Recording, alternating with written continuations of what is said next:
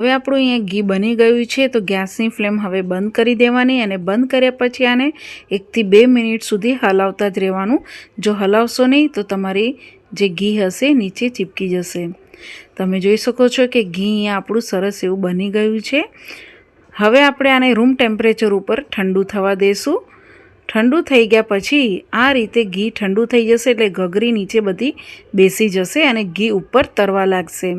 પછી તમારે જે વાસણમાં ઘી કાઢવાનું હોય એ વાસણ ચોખ્ખું સાફ કરીને લઈ લેવાનું અને આ રીતની ગળણી લઈ લેવાની રહેશે. અહીંયા મારી પાસે સ્પેશિયલ ઘી ગાળવાની ગળણી છે. તમારી પાસે ના હોય તો તમે ચાની ગળણી બી લઈ શકો છો.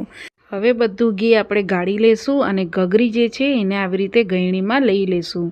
પછી ચમચાની મદદથી ઘઘરીને આ રીતે દબાવતા જશું અને વધારાનું ઘી જે હશે ઘઘરીની અંદર એ બધું જ આ રીતે દબાવીને કાઢી લેશું. હવે આ